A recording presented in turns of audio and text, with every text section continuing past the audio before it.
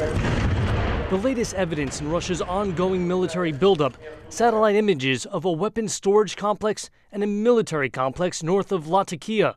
Analysts at IHS Janes say both sites show signs of construction, and at one, the presence of Russian-style military tents, suggesting preparations for a larger force.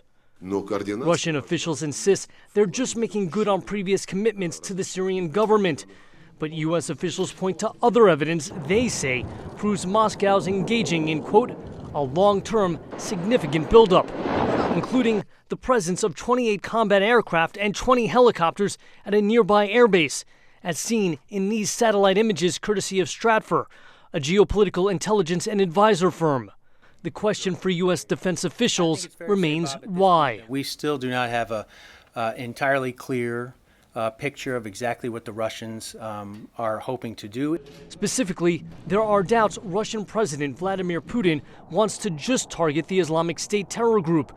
A U.S. intelligence official telling VOA it would not be surprising if Moscow targets other groups that get in the way, including the moderate opposition. And despite concerns U.S. and Russian forces could accidentally come into conflict, U.S. Defense Secretary Ash Carter has spoken to his Russian counterpart just once, although officials say the lines of communication are open.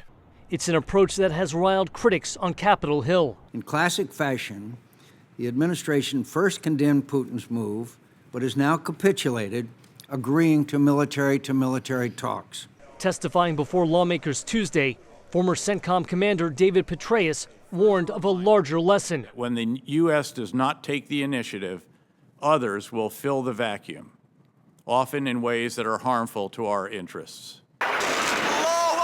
In the meantime, a seemingly invigorated Syrian Air Force is lashing out with new strikes, bolstered by daily supply flights from Russia and the prospect of a much larger Russian force on the way.